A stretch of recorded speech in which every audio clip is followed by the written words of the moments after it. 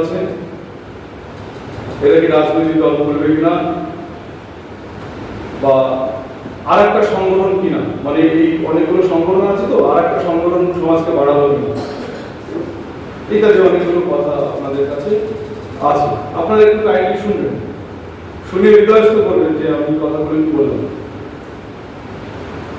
প্রথম কথা হচ্ছে বাবা সাহেবের একটা কথা যে মাত্র 3% মানুষ তারা ভারতবর্ষের সমস্ত ক্ষমতা কি করে ভোগ করছে। যে আমরা একটা কথা আছে আমাদের ঘরে হবে সেই ছেলে কবে, কথায় না বড় হবে কাজে বড় হবে, কথায় বড় হবে না কাজে বড় হবে। তো আপনাদের আমি একটু ভাবতে বলছি, মাত্র 3% মানুষ ভারতবর্ষের সমস্ত ক্ষমতা ভোগ করছে, রাজনীতি, সমাজনীতি, অর্থনীতি, সম্মান, মান, সমস্ত কিছু ভোগ করছে। কি করছে বাদ বাকি মানুষগুলো আমরা কি করছি? যদি পশু বিজ্ঞানের কথা বলতে হয় তাহলে মানে একদল ভেড়াকে একজন মাত্র মনিব সে চড়াই একখান লাঠি, ছোট্ট একখানা লাঠি নিয়ে সে সারা মাঠ চড়িয়ে আবার বাড়ি ঢুকে, মনিব হচ্ছে একজন। তো আমাদের কি মনে হয় না যে আমরা একদল ভেড়া? এটা কি মানে কার সন্দেহ আছে যে এই কথাটা অস্বীকার করতে? যদি এটা হয় 3% মানুষ যদি সারা ভারতবর্ষের ক্ষমতা ভোগ করে, বাদ বাকি মানুষগুলো ভেড়া, এটা কি প্রমাণ হয় না? তোমার থেকে একটু খবর, এটা কি প্রমাণ হয় না? এটা হচ্ছে একটা প্রশ্ন। আর একটা প্রশ্ন, তাহলে কি করে এই সামান্য কিছু সংখ্যক মানুষ, সংখ্যায় আমরা 92%, যারা 85% বলছেন, আর কতদিন 85% বলবেন? নতুন তত্ত্ব আপনারা যদি না বলেন বক্তব্যে, তাহলে মানুষ, সাধারণ মানুষ কি শুনবে? আমরা তো 85%, সেই তো মন্ডল পরিষদে দিব, এখন তো 92%, 8% ওরা, তার মধ্যে 2.1% ব্রাহ্মণ। তাহলে 3% বলছি তা না, 3% কম। আরেকটা বড় প্রশ্ন, এই প্রশ্নটা ওঠা স্বাভাবিক যে পশ্চিমবঙ্গে আপনারা ভাবুন কত সংগঠন আছে। আচ্ছা, তো এসসি এসটি ওবিসিদের প্রায় লক্ষাধিক সংগঠন আছে। তাহলে মূল্যবাসী বহুজন নৈপুণ আছে, এটা আর একটা সংগঠন। 1 লক্ষ দিতে হয়, 1 লক্ষ একটা, আর একটা বাড়ালো, বাড়িয়েছে না? এখানে হচ্ছে আর একটা প্রশ্ন। পশ্চিমবঙ্গে দেখুন অনেক সামাজিক সংগঠন রয়েছে, বড় বড় সংগঠন। প্রশ্ন করতে পারেন তারা কি করেছে, তারা কিছু করতে পারেনি কেন? তার মধ্যে অন্যতম আপনি বলতে পারেন আদিবাসী মাঝি পরগনা, গড়ের মাঝি পরগনা, দাওতা মাঝি পরগনা, সাঁওতালদের মধ্যে গেল বড় 3টে সংগঠন। ওবিসি সমাজের বড় সংগঠন মাহিষ্য সমাজ সমিতি। কুর্মীদের মধ্যে রয়েছে কুর্মী সমাজ সংঘ, বাউরি বহুজন ঐক্য মঞ্চ, বহুজন ঐক্য সমাজ। এইরকম অসংখ্য সমাজ সংগঠন রয়েছে, অসংখ্য। তার বাইরেও রয়েছে বামসেপ রয়েছে, দীর্ঘদিন ধরে বামসেপ কাজ করছে বিভিন্ন জেলায়। তাহলে নিটফল কি হলো?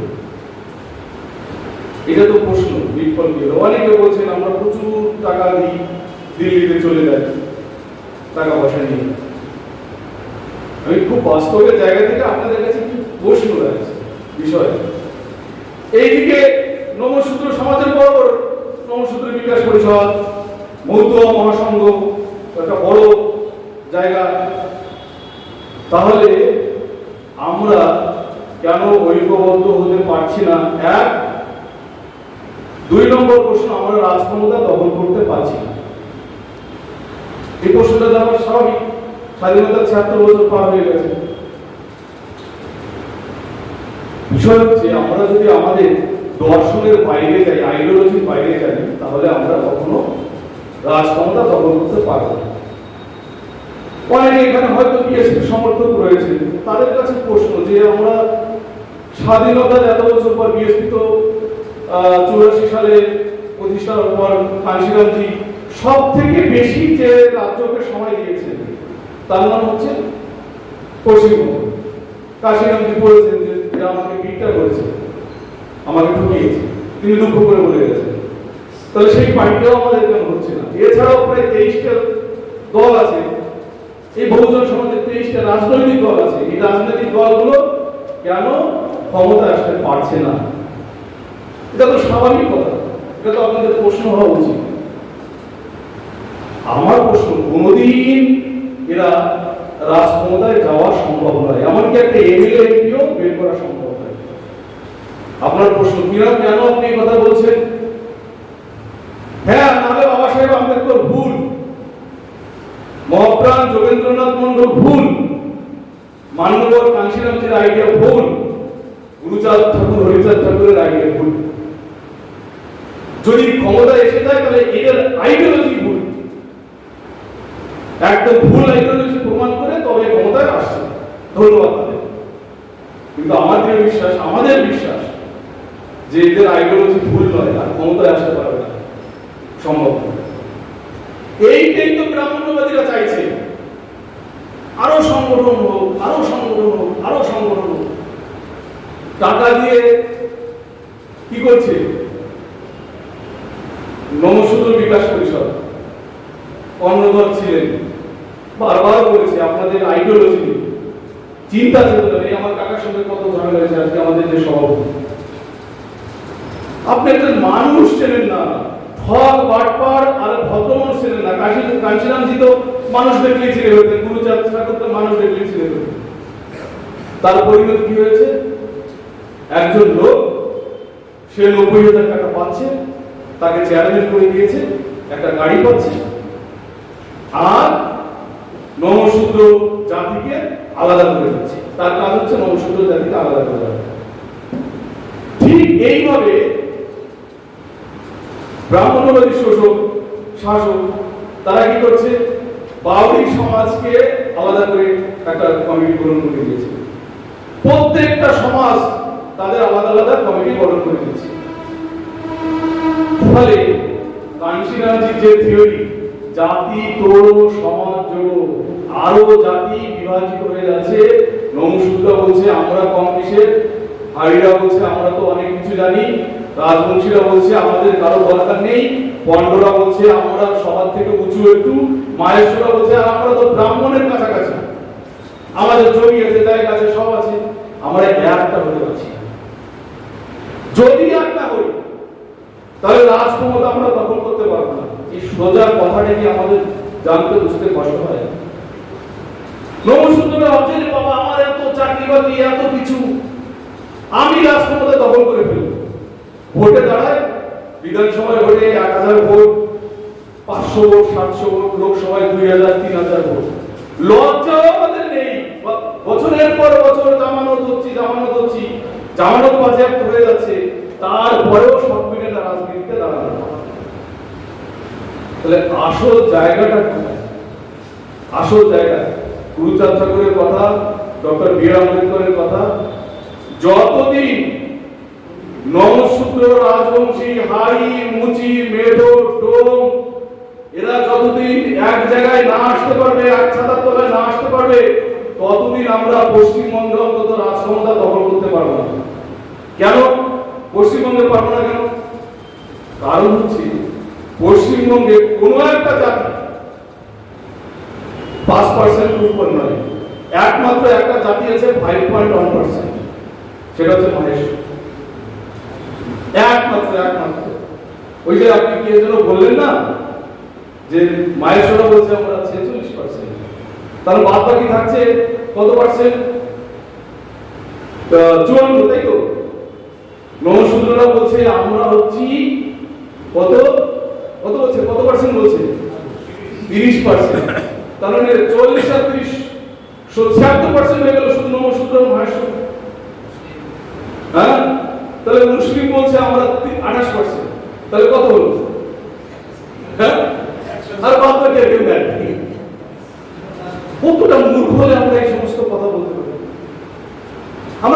ভিত্তিক ডাটা পর্যন্ত আমাদের কাছে নেই। আমরা বলছি নমশূদ্র আমরা এত পার্সেন্ট, 2.1% নমশূদ্র। আমাদের থেকে বেশি মাহেশ্বরা 5.1%, হাইয়েস্ট মাহেশ্বর। তারপরে আছে কারা? তারপরে আছে কুর্মীরা 3.2%। তারপরেই আছে হচ্ছে বাউরিরা, তারপরে আছে পান্ডরা, তারপরে আছে রাজবংশীদের পরে হচ্ছে নমশূদ্র। বুঝতে পারছেন? ফলে 2%, 1.5%, 3%। আচ্ছা বলুন, সমস্ত নমশূদ্ররা এক হয়ে গেল, ঘুরে দাঁড়ালো, রাজক্ষমতা দখল করতে পারবো? যদি না পারি, তাহলে আমি কেন বলছি নমশূদ্র নমশূদ্র নমশূদ্র, রাজবংশী রাজবংশী রাজবংশী, পণ্ড পণ্ড পণ্ড? কেন এই স্লোগান দিয়ে নিজেদের থেকে আরো দূরে দূরে সরিয়ে যাচ্ছে? যত বেশি বলছি আমি, তত বড় আমি খুব বড় নমশূদ্র, তত পণ্ডরা বলছে ওদের কাছে যাওয়া যাবে না, হাড়িরা বলছে ওদের কাছে যাওয়া যাবে না, মুচিরা বলছে ওদের কাছে যাওয়া যাবে না।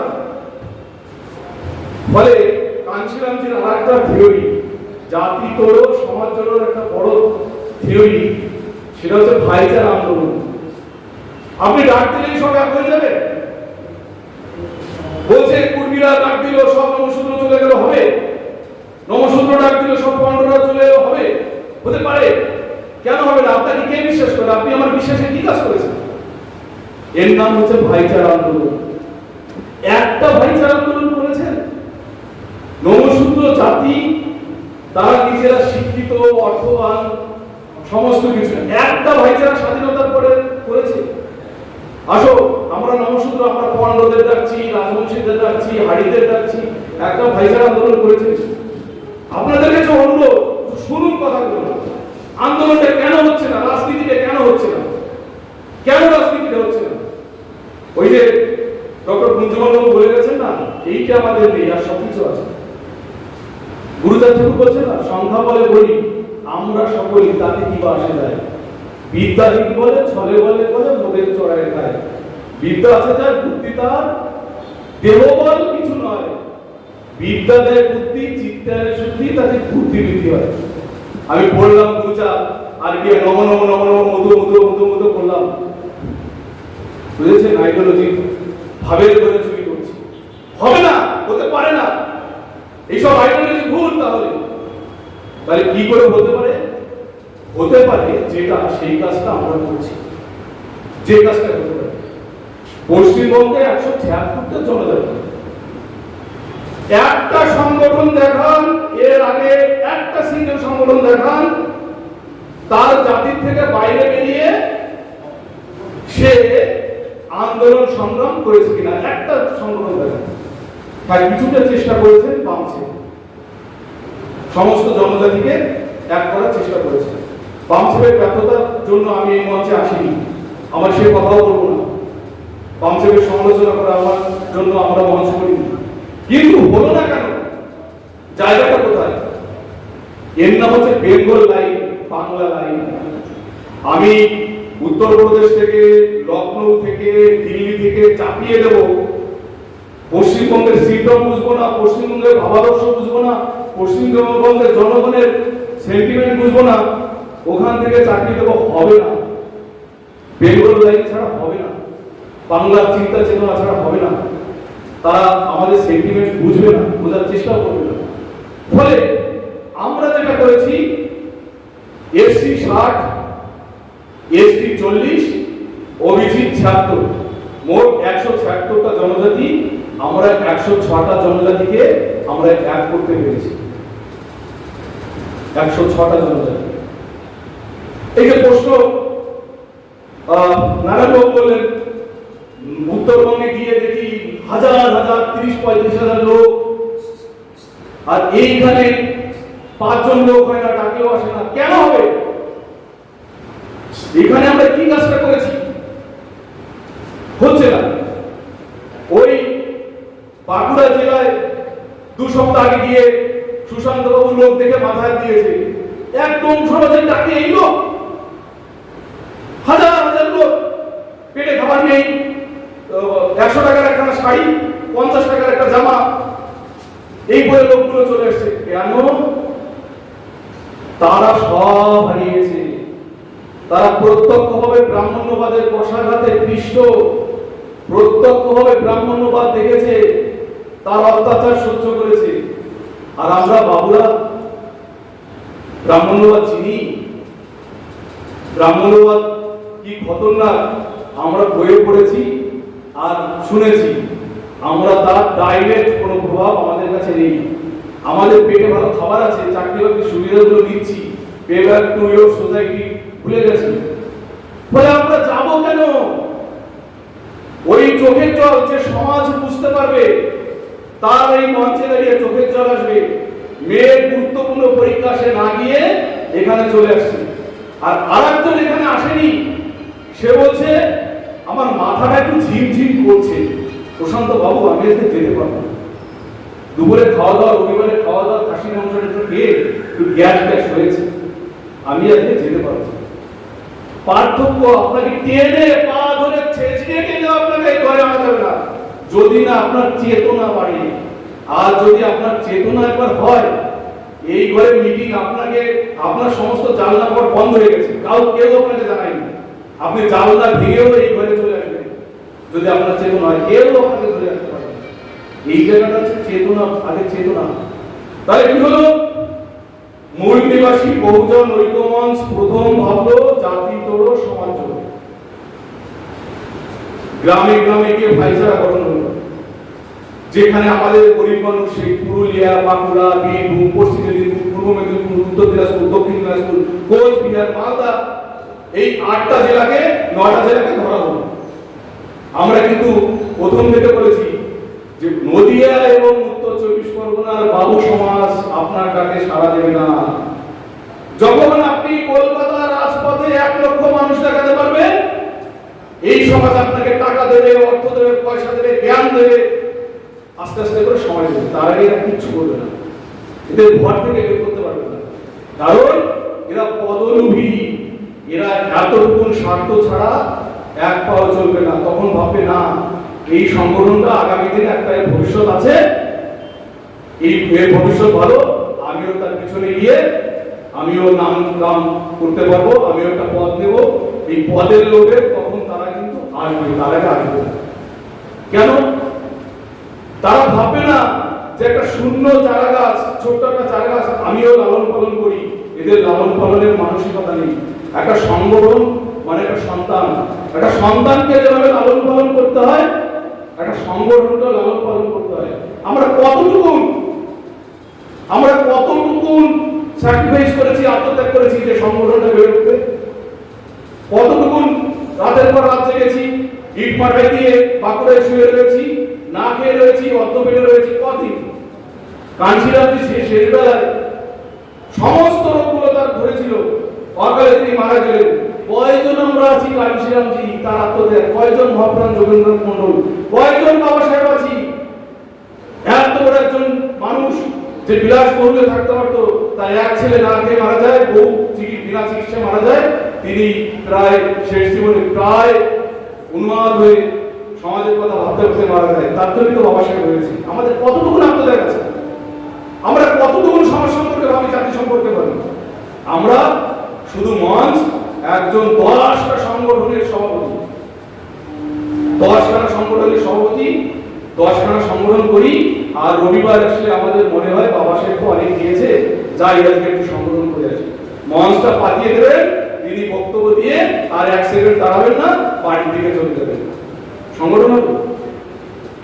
সংগঠন হতে পারে? সংগঠন অসম্ভব। সংসার সুন্দর চলছে, এতটুকু সংসারের কাউকে ব্যাঘাত ঘটানো যাবে না। রবিবারে সে টুক করে চেতনা আছে, চেতনা বাবা সাহেবের চেতনা আছে, চেতনা এসে রবিবারে রবিবাসরীয় গান গেয়ে চলে যাব। আর মনে মনে ভাবছি চোখটা বন্ধ করে, আমি এমএলএ হয়ে গেছি, মুখ্যমন্ত্রী হয়ে গেছি, এমপি হয়ে গেছি, পশ্চিমবঙ্গের রাজ ক্ষমতা দখল করে ফেলেছি, আমাদের সমস্ত মন্ত্রী হয়েছে, আমরা মূল্যবাসী মানে মানুষকে, বহুজন মানুষকে সমস্ত বঞ্চনা থেকে মুক্ত করে দিয়েছি। এই হচ্ছে আমার স্বপ্ন, ইউটোপিয়ায় করছে, ঘোরের মধ্যে রয়েছে। এই তো রাষ্ট্রমতা দখল হয়ে যাবে আর আমাদের সমস্ত বঞ্চনা দূরে চলে যাবে। হবে তাহলে কি আমাদের বঞ্চনা আমরা জানি না? বঞ্চনা একটা সংগঠন দেখান রাস্তায় নেমে প্রতিবাদটা করছে, এত বঞ্চনার একটা সংগঠন জানি একটা হাত তুলুন, এটা কথোপকথন একটা সংগঠন। আমাদের 3 দিনের কাজটা বলুন, বিগত 3 দিনে। আচ্ছা আপনারা জানেন, পেপার খুলে দেখুন, এই 3-4 দিনের পেপার সোশ্যাল মিডিয়া সব দিচ্ছে। ওই একটা আদিবাসী মেয়েকে একজন শিক্ষক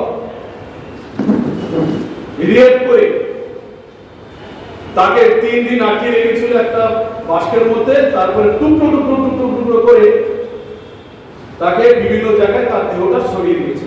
রামপুরা জানেন কত তারিখের ঘটনা? 28 তারিখের ঘটনা। রিপোর্ট 29 তারিখ সকালে ওর মা বাবা, আদিবাসী মা বাবা গেছে। মাস্টার মশাই বলছেন না আমার বাড়িতে আসেনি। ভালো কথা, ওরা থানায় গিয়ে ডায়েরি করেছে, মিসিং ডায়েরি হয়েছে। তারপরে তার বান্ধবীরা বলেছে মেয়েটা যে হ্যাঁ মাস্টার মশাই বাড়িতে পড়তে এসেছিলেন। মাস্টার মশাইকে ধরেছেন, ধরে পাড়ার লোক ধরে, আদিবাসীরা ধরে তাকে থানায় দিয়েছে। থানার কাজ কি? ইনভেস্টিগেশন করা। কি হয়েছে থানায়, কি করেছে? তার মানে আপনারা কেউ পেপার করেন। 4 দিনের এত বড় একটা ঘটনা। থানা থেকে তাকে ছেড়ে দেওয়া হয়েছে।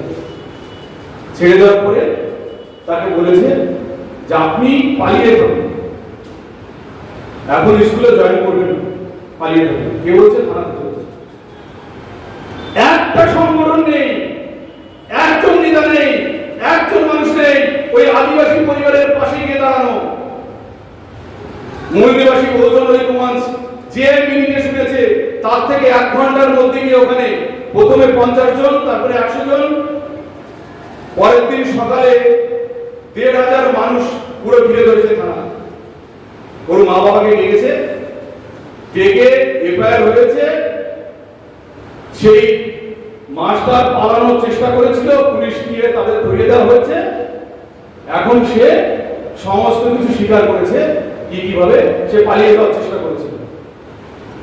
এই কাজটা কে করবে? এই কাজটা কার করার কথা ছিল? যারা 23টা রাজনৈতিক দল পশ্চিমবঙ্গে আছে, বহুজন সমাজ পার্টি থেকে শুরু করে, এমপিএম থেকে শুরু করে, তাদের করার কথা ছিল। করেনি কেন? তোমাকে ভোট দেবে কেন? তুমি জামানত বাজেয়াপ্ত হবে না কেন? তুমি কোন মানুষের পাশে গিয়ে দাঁড়িয়েছো? হাজার হাজার বঞ্চনা পশ্চিমবঙ্গ হয়ে যাচ্ছে, কোন মানুষকে পাশে গিয়ে দাঁড়িয়েছে? আমি একটা উদাহরণ দিলাম, একটা উদাহরণ। ক্যালকাটা ইউনিভার্সিটি হাজার হাজার যাকে বলে ক্লার্ক, ডি স্টাফ বেসরকারীকরণ করে দিয়ে তাদের ঠিকা শ্রমিক হিসেবে নিয়োগ হচ্ছে, যেখানে এসসি এসটি কোটা মানা হচ্ছে না। কে প্রতিবাদ করবে? কাউকে খুঁজে পেল না। সবাই করছে মূলনিবাসী বহুজন ঐক্যমঞ্চ, তারা পারে।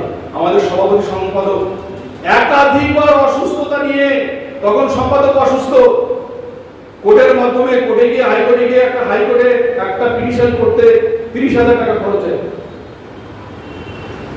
সেখানে আরটিআই করা হয়েছে, বিভৎস চিত্র। সেখানে এজিসি বোস কলেজ, সেই এজিসি বোস কলেজকে কোর্টের, হাইকোর্টের বড় বিলকে দিয়ে চিঠি ধরানো হয়েছে। সেই কোর্টে, সেই স্কুলের এজিসি বোস কলেজে অধ্যাপক হচ্ছেন, তার কলেজে বাঁচানোর মতন তার সংগঠন নেই, একটা প্রতিবাদ করার মতন তার সংগঠন নেই। সেখানে আমাদের যে এই প্রতিবাদটা করতে হচ্ছে, বন্ধ হয়ে আছে। সমস্ত কলেজগুলো নিয়োগ, ইউনিভার্সিটি নিয়োগ, ওই ঠিকা নিয়োগ বন্ধ হয়ে আছে। এটাও মূলনিবাসী বহুজন ঐক্যমঞ্চে করতে হচ্ছে। অসংখ্য উদাহরণ দেওয়া যায়, দিনের পর দিন, দিনের পর দিন, দিনের পর দিন। কি হচ্ছে? এনআরসি, গৌতম অসঙ্গ থেকে আমার বঞ্চিতা গলা ফাটাচ্ছে, একা গলা ফাটিয়ে যাচ্ছে। সারা বাঙালি কি জানে এই কেয়া হচ্ছে মতুয়াদের সমস্যা, আমাদের সমস্যা নয়। ছোট জাতগুলো বাংলাদেশ থেকে এসছে, এদের সমস্যা। তাই তো আমরা তো সেইভাবেই প্রচার করছি। এটা প্রচারের একটা হাইপ তুলে দিয়েছে যে এই কেয়া হচ্ছে শুধুমাত্র নমশূদ্র মতুয়াদের সমস্যা। নাকি আমি ভুল বলছি? ভুল বলে বলবেন, প্রতিবাদও দরকার। ভুলভাল মঞ্চে এসে বলে যাবো, মিথ্যা কথা বলে যাবো, বলবেন না, প্রতিবাদ করবেন না। ফলে মতুয়াদের এটা সমস্যা সবাই ধরে নিয়েছে। আচ্ছা, তাহলে আমাদের কাজ কি? আমাদের কাজ জানানো এটা শুধু মতুয়াদের সমস্যা নয়, এটা বাঙালির জাতিসত্তার সমস্যা। আচ্ছা, মতুয়াদের যদি সমস্যা হয়, এই 2% মতুয়ারা প্রতিবাদ করে সমস্যার সমাধান করতে পারবে? সমস্যার সমাধান রাজপথ দখল, 2 লক্ষ 3 লক্ষ মানুষকে কলকাতা রাজপথ বন্ধ করে দেওয়া, তাহলেই বিজেপি বুঝবে, দিদি বুঝবে, দাদা বুঝবে যে না, ভোট তো আর পাওয়া যাবে না, তবে এই আইন সংশোধন হবে। তার আগে হবে? এই ঘরে বসে 5 জন মানুষকে মিটিং করলে হবে? হবে না। তাহলে আমরা কি করছি? আপনাদের প্রশ্ন, আমরা কি করছি? আমরা এই কাজটা করছি। আগামী 16ই নভেম্বর হৃদয়পুর আম্বেদকর মিশনে মূলনিবাসী বহুজন ঐক্যমঞ্চের 4র্থতম বার্ষিক সম্মেলন এসএম। সেখানে 106টা জনজাতির মানুষ উপস্থিত থাকবেন। আমাদের 5টা এজেন্ডার প্রথম এজেন্ডা হচ্ছে নাগরিকত্ব আইন। ওই 106টা জনজাতি তারাই মঞ্চে উপস্থিত থেকে তারা জেনে যাক যেটা শুধুমাত্র মতুয়াদের সমস্যা নয়, এটা সমস্ত বাঙালির সমস্যা, এটা আদিবাসীদের সমস্যা, এটা বাউরিদের সমস্যা, পার্টিদের সমস্যা, হাড়িদের সমস্যা, মুজিদের সমস্যা, ডোমদের সমস্যা। এটা শুধু নমস্তের শত্রুদের সমস্যা নয়। কি হবে? 1000 বার রঞ্জিত বাইন চিৎকার করলেও এই সমস্যার সমাধান হবে না। যদি আমরা 106টা জনজাতি, 176টা জনজাতি হৃদয়ের মধ্যে ঢুকিয়ে না দিতে পারি, আমরা যদি বীরভূম, বাঁকুড়া, পুরুলিয়া, উত্তর 24 পরগনা, দক্ষিণ 24 পরগনা, নদিয়া, মালদা, মুর্শিদাবাদ সমস্ত জেলায় যদি আমরা মিটিং না করতে পারি, মানুষকে সচেতন করতে না পারি, রাজপথ ভরবে না। আর রাজপথ না ভরলে কিছু হবে না। করুন, নমশূদ্র বিকাশ পরিষদ করুন, আদিবাসী লোক সমাজ করুন, পূর্বী সমাজ আন্দোলন করুন, আলাদা আলাদা করুন। আপনি যত বেশি আপনার আইডেন্টিটি তৈরি করবেন, নমশূদ্র বলে যত বেশি চিৎকার করবেন, তত অন্যান্য জনজাতি ফাঁকা হয়ে যাবে, আপনার পাশ থেকে বেরিয়ে যাবে। আইডিওলজি, থিওরি, এর বাইরে কিচ্ছু নেই, কিচ্ছু করার নেই। যদি কেউ ভাবে আমি এমএলএ, এই বছর এমএলএ দাঁড়াবো, দেখবেন আমাদের একটা বাতিক আছে, বিরাট বড় বাতিক। ভোটে আমরা ঘরে থাকতে পারি না, কিছু টাকা পয়সা আছে তো দাঁড়িয়ে পড়ি, এমএলএ এমপিতে দাঁড়িয়ে পড়ি। ওই বললাম ভবিষ্যৎ কি হয়। আমার এক মা আছে, তো আমার দাদা, খুব শ্রদ্ধেয় দাদা, একজন সংগ্রামী মানুষ। বলুন তো, এইসব সংগ্রামী মানুষ যদি মূলনিবাসী বহুজন ঐক্যমঞ্চে যোগ হয়, অরিন্দমের মতন ছেলেরা যদি, ওই আমার দাদা, শ্রদ্ধেয় দাদা ভাস্কর ঠিকাদারের মতন মানুষ যদি সংগঠনে যোগ হয়, সংগঠনে কত গতি পায়, কত গতি পায়। চৈতন্য মণ্ডল বিশ্বাস জীবনটাকেই ঘুরিয়ে ফেলেছে, জীবনটাকেই ঘুরিয়ে ফেলেছে। প্রথম বিএসপি করেছে, বাকি জীবনটা এদিক ওদিক করে বেড়াচ্ছে। আর বছর 10 যদি বাঁচে, এই জীবনেরও মনে করবে না। দিলেন বউকে সময়, না দিলেন সংসারকে সময়, না দিলেন ছেলে মেয়েকে সময়, অথচ আপনার জীবনটা শেষ হয়ে গেল।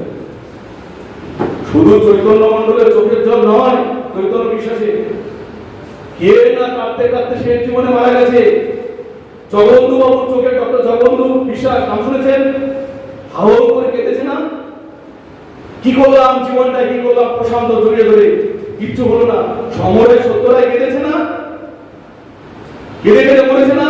চেয়েছিলাম রাজক্ষমতা দখল করতে, কি হয়ে গেল, জীবনটা চলে গেল, রাজক্ষমতা দখল করতে পারলাম না। আর একজনের ভদ্রলোকের কান্নাও চোখের জল, মানে চোখের জলে কান্নাও মনে পড়ে, বাউন্সেল করতেন। আমার কাকা শ্রদ্ধ মারা গেছেন, পরবর্তীকালে বিএসপির আকৃষ্ট কর্মী ছিলেন। এই কয়েকদিন আগে মারা গেলেন নির্মল বালা। জীবন ত্যাগ করে, যৌবন ত্যাগ করে, সংসার ছেড়ে সবাইকে বঞ্চিত করে পাগলের মতন এ প্রান্ত থেকে ও প্রান্ত ঘুরে বেরিয়েছে। এই ফল কি হলো? সে জীবনে চোখের জল ফেলে তাকে চলে গেল। হবে না, হতে পারে না, মিথ্যা। তাহলে ডক্টর বি আর আম্বেদকর, গুরুচাঁদ ঠাকুর, হরিচাঁদ ঠাকুর মিথ্যা মিথ্যা সময় নষ্ট করছে। থিওরিতে যাচ্ছেন না, আইডিওলজিতে যাচ্ছেন না, মিথ্যা সময় নষ্ট করছে। হতে পারে না। চোখের জল ফেলানোর জন্য প্রস্তুত হন। যারা ফেলে দিয়ে গেছেন, বাকি আছে কারা? ভাস্কর, ঠিকাদার, ওই বাইন্দা, ওই চৈতন্যদা, এদেরও চোখের জল ফেলে জীবনটা কেটে যাবে। আপনি নেতা মন্ত্রী, আপনি রাজ ক্ষমতা দখল করতে পারবেন না। ওই রাজ ক্ষমতা ডক্টর বি আর আম্বেদকর বলেছেন, রাজ ক্ষমতা দখলের উত্তেজনায়, উন্মাদনায় কত জাহাজ জলের তলায় ডুবে গেছে তার কোনো ঠিকানা নেই। কথাটা বুঝতে পারছেন কি বললাম? লাস্ট কথাটা, রাজ ক্ষমতা দখলের উন্মাদনায় এই সমাজের, বহুজন সমাজের কত বড় বড় জাহাজ জলের তলায় ডুবে গেছে। তার উপরে বিখ্যাত কথা, এরা চিন্তা চেতনার প্রসারতাকে কখনো কুক্ষিগত করেনি, চিন্তা চেতনার প্রসারতাকে কখনো বাড়ায়নি। এই চিন্তা চেতনার প্রসারতাকে বাড়াতে হবে। আপনি কোন প্ল্যাটফর্মে দাঁড়িয়ে রাজ ক্ষমতা দখল করার কথা ভাবছেন? পরশুদিনের ঘটনা শুনুন। পরশুদিনের আগের দিন কোন প্ল্যাটফর্মে দাঁড়িয়ে ভাবুন, বাস্তবের মাটিতে দাঁড়িয়ে ভাবুন। বাগদি সমাজ কত গরিব, কত অভাবী, কিছু নেই, জামা নেই, প্যান্ট নেই, কাপড় নেই, অর্থ নেই, কিছু নেই। বাগদি সমাজ কাটোয়ায় তারা এক ঘরে করে রেখেছে, মন্দিরে ঢুকতে দেবে না। কাদের জানেন? হাড়ি দেবে। মানে বাগদি সমাজ তারা আন্দোলন করে বয়কট করে রেখেছে, হাড়িতে মন্দিরে ছুটে দেবে না, তাদের এক ঘরে করে রেখেছে। এই সমাজের পর দাঁড়িয়ে আপনি বলছেন আপনি নেতা হবেন, রাজনীতি করবেন। যারা আম্বেদকরকে চিনিই না, একটু শহরে আছেন তো, চাকরি বাকরি করেন, যান না গ্রাম, কি যে বলেন আম্বেদকর চেনো? বলবে আম্বেদকর সাহেব, ও আমাকে ওই যে লক্ষ্মীর ভান্ডার করে দিয়েছিল আম্বেদকর। যান। যারা পাড়া থেকে বেরোয় না, নিজের জেলা থেকে বাইরের জেলা ছেড়ে না, তারা দাঁড়িয়ে পড়ে ভোট এলে আমি নেতা হবো, বিধানসভায় জিতে যাবো। আরো হাজার হাজার বছর ধরে করেন না। কে বারণ করেছে? করেন না। ওই শব্দ এক একজন করে মরবে, আর মরার সময় কাঁদবে, কেঁদে কেঁদে জীবনটা চলে যেতে হবে। এই সমাজে দাঁড়িয়ে আমরা আন্দোলন করছি। ওই বাগদি সমাজের নেতাকে নিয়ে পাড়ায় পাড়ায় বোঝাতে হচ্ছে, তুমি কি জানো তুমি কে, তোমার পরিচয় কি, তুমি কি অবস্থানে আছো, তোমার আত্মসামাজিক অবস্থান কোথায়, তুমি হারিকে বলছো ছোট জাত, তুমি কোন জাত, এইটা বোঝাতে হচ্ছে। পাড়ায় পাড়ায় ঢুকে গিয়ে বোঝাতে হচ্ছে। এই কাজটা করছে মূল নিবাসী বহুজন ঐক্য মঞ্চ।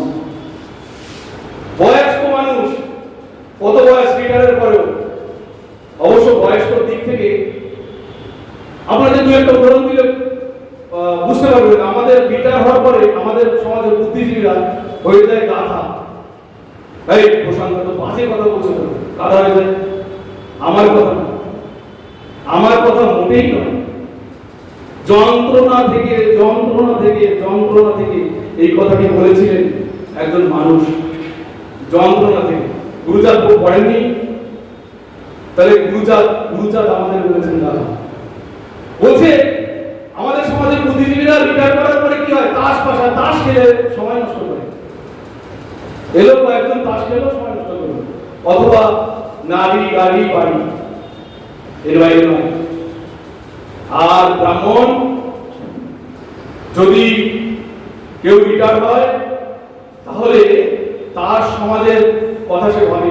যদি কোনো ছেলে মেয়ে গরিব হয়, গরিব একটা ছেলে মেয়ে, তাকে ছুটে যায় সবাই মিলে, তাকে ডাক্তারি পড়ায়, ইঞ্জিনিয়ারিং পড়ায়, ভালো স্কুলে ভর্তি করে দেয়। ওর মেধা আছে, আমাদের ছেলে, আমার ব্যানার্জির ছেলে মেধা আছে, সবাই মিলে তার পিছনে অর্থ ব্যয় করে। আর আমরা গিয়ে বলি, এই কি হবে ছেলে পড়িয়ে, যা বড় মার কাছে মাদুরি নিয়ে আয়, বড় মা জাগ্রত দেবী হয়েছে, বড় মার মাদুলি নিয়ে ঠিক হয়ে যাবে।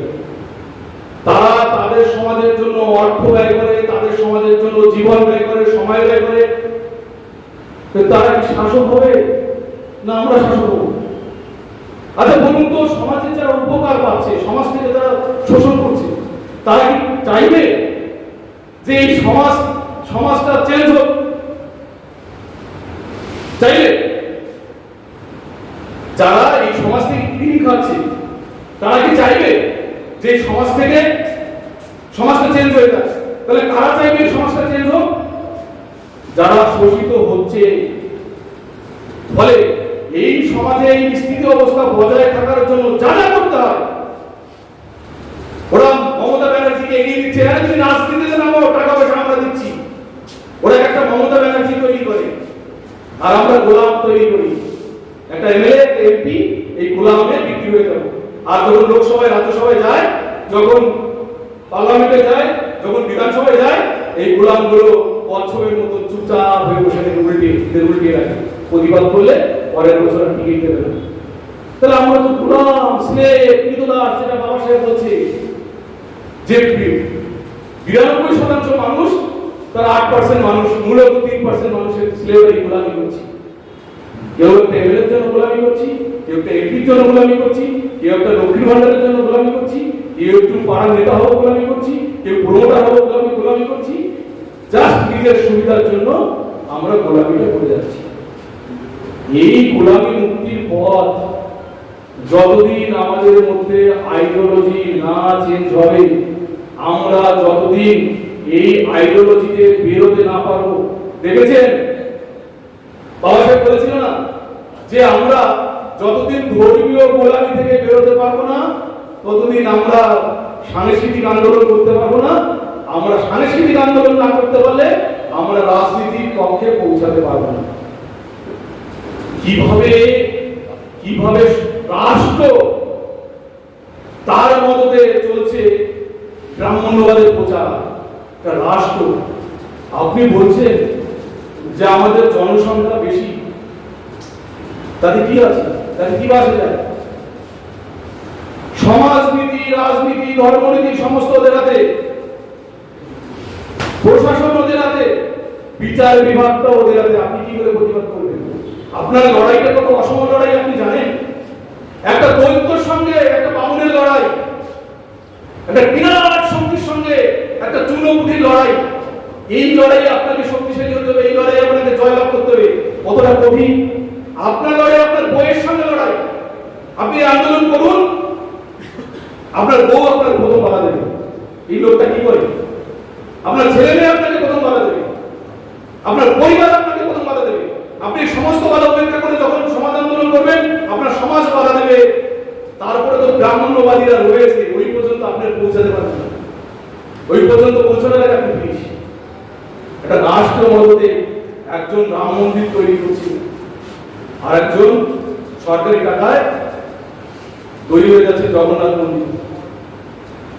কোথায়? আপনি তো হিন্দু যদি মেনে নিন, এসসি এসটি ওবিসিরা হিন্দু যদি মেনে নিন, তাহলে হিন্দু ধর্মগ্রন্থের কথা আপনাকে মানতে হবে। আরে হিন্দু ধর্মগ্রন্থের বাইরে তো হিন্দু নয়। হিন্দু ধর্মটা তৈরি হয়েছে ধর্মগ্রন্থ দিয়ে। তাহলে সেই ধর্মগ্রন্থে আপনি যখনই হিন্দু মেনে নেবেন, আর আপনি যদি এসসি এসটি হন, তাহলে আপনি হচ্ছেন কি? অস্পৃশ্য। আপনি শূদ্র নয়, শূদ্র হচ্ছে ওবিসি যারা। অর্থাৎ হিন্দু ধর্মের মতে একমাত্র ওবিসি বর্তমান যারা আছে তারা শূদ্র। তারা 3 বর্ণের সেবা করতে পারে। এসসি এসটি তারা শূদ্র নয়, তারা অতি শূদ্র বা অস্পৃশ্য, তারা 3 বর্ণের সেবাও করতে পারে না। এখানেই প্রশ্ন, আপনি যদি হিন্দু হন তাহলে ধর্মগ্রন্থটা কেন মানছেন না? কেন ধর্মগ্রন্থটা মানছেন না? হিন্দু ধর্মগ্রন্থকে কেন আপনি অপমান করছেন?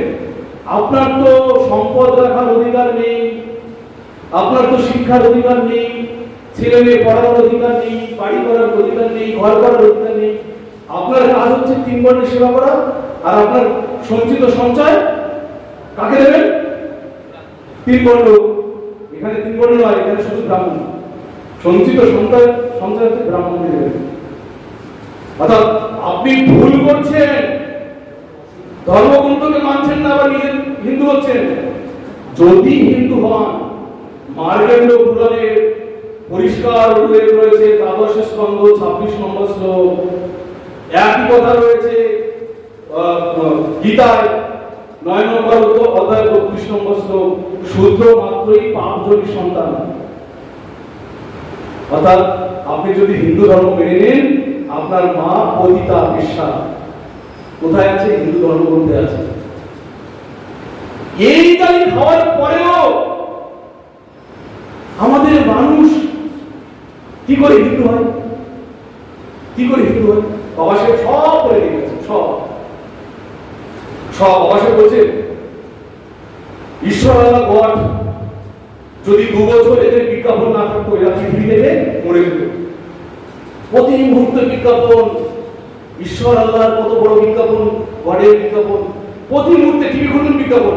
এটা সিনেমা দেখুন, সিনেমা দেখুন, নায়ক মরে গেছে, একদম মরে গেছে, নায়কের মা এসে ঘন্টি লড়িয়ে দিল শিব মন্দিরে, নায়ক একেবারে মরা মানুষ উঠে গেছে, গুন্ডাদের একদম মেরে কেটে সব শেষ করে দিল।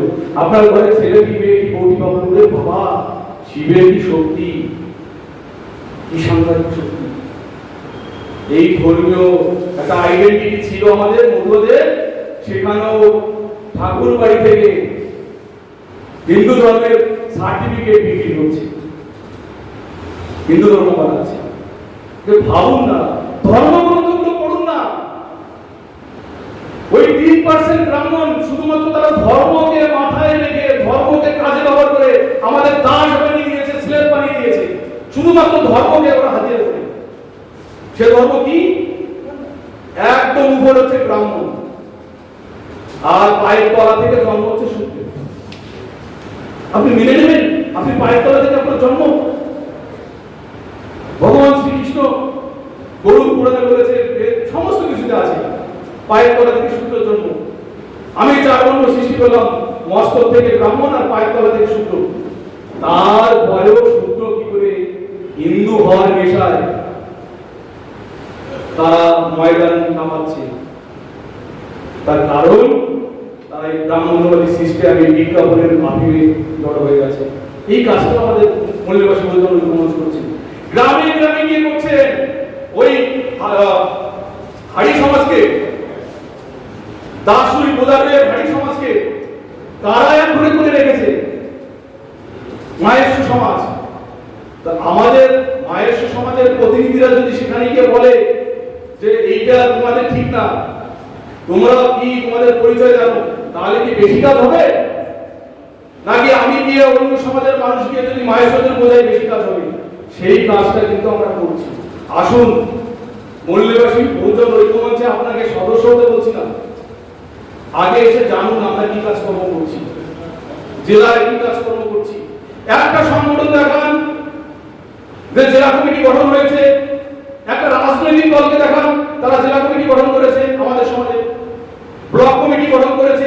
এই তো গত সপ্তাহে 4টা ব্লক কমিটি হলো। বুথ কমিটি গঠন করছি আমরা, 1,29,000 পশ্চিমবঙ্গের বুথ। যেদিন 1 লক্ষ বুথ কমিটি গঠন করব, সেই দিন এই মূল্যবাসী বহুজন ঐক্যমঞ্চের সদস্যরাই বলবে এবার আমাদের সময় হয়েছে, এবার আমরা যুদ্ধক্ষেত্রে নামবো, ময়দানে নামবো। তারা ময়দানে নামবে এবং তারাই সিদ্ধান্ত করবে নতুন কোন রাজনৈতিক দল তারা খুলবে না আমাদের যে রাজনৈতিক দলগুলো আছে তার একটাকে বেছে নিয়ে রাজনীতি করবে, তারা ঠিক করবে। কিন্তু যতদিন এই বুথ কমিটি গঠন না হবে, আমাদের হয়ে যাবে যে সিস্টেম এগোচ্ছি, 1 বছর আগে আমাদের অবস্থান কি ছিল, 1 বছর পরে আমাদের অবস্থান কোথায়, 1 বছর পরে আরো অবস্থান কোথায় হবে। ফলে আরএসএস এর কাছ থেকে আমরা শিক্ষা নিই। আচ্ছা বলুন তো, আরএসএস কে যদি বাদ দেওয়া যায়, বিএসপি বলে কিছু থাকে? কিছু থাকে বিএসপি? কিছু থাকে না। ফলে এই কাজটা আমরা করছি সম্পূর্ণ আরএসএস এর। মৌলবাদী বহুজন ঐক্যমঞ্চ কোন রাজনৈতিক সংগঠন নয়, এটা সামাজিক সংগঠন। এর কাজ হচ্ছে মানুষকে সচেতন করা, গ্রামে গ্রামে ঢুকে ঐক্যবদ্ধ করা, সোশ্যাল ইঞ্জিনিয়ারিং করা, ভাইচারা করা, বঞ্চনায় মানুষকে ঝাঁপিয়ে পড়া। আপনার পাড়ায় যদি কোনো বঞ্চনা হয়, আর মূল্যবাহী বহুজন ঐক্যমঞ্চকে সংবাদ দেবেন। বাংলার প্রত্যেকটি থানা মূল্যবাহী বহুজন ঐক্যমঞ্চের সম্পর্কে জানেন, যে এরা যতটুকু সংগঠন, এরা যখন নেমেছে, ওই যেমন ওখানে বলেছে, কাটোয়ারে বলেছিল বড়বাবু, ফোন করে বলেছিলেন যে সমস্ত কিছু আমরা প্রস্তুত আছি। আন্দোলন কিভাবে ধ্বংস হয়, আন্দোলন আমরা কিন্তু বিক্রি হয়ে যেতে পারতাম। আমাদের কিন্তু বড় বড় অফার আসছে ব্রাহ্মণবাদী মনোবাদী রাজনৈতিক দল থেকে, অনেক বড় বড় এমএলএর অফার আমাদের আসছে। আমরা কিন্তু আমাদের জায়গায় অবিচল আছি। যারা কোর কমিটিতে আছেন তারা জানেন কত বড় বড় অফার আসছে।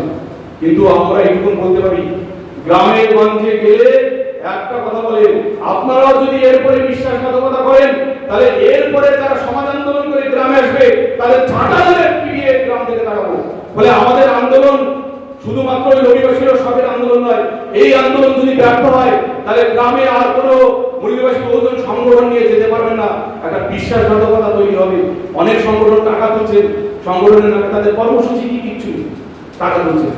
কি কর্মসূচি? কিচ্ছু নেই। একটা আন্দোলন নেই, কোনো কিছু নেই, টাকা তুলছে। অনেক সংগঠন আছে।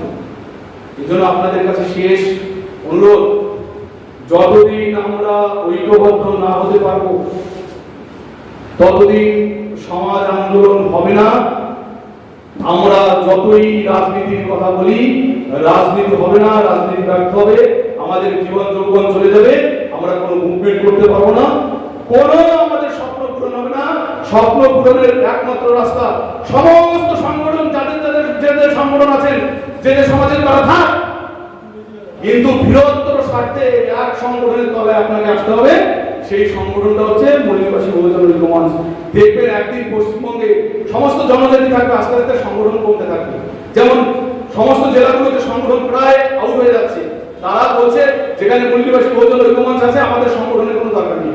ফলে আমরা কি সংগঠন একটা বাড়ালাম না কমাচ্ছি? বলুন। এইটুকু বলে আপনারা হৃদয় দিয়ে অনুভব করুন, যুক্ত হন। এই কথা বলে আমি আমার বক্তব্য শেষ করছি। জয় বিচার, জয় বিচার, জয় বিচার, জয়।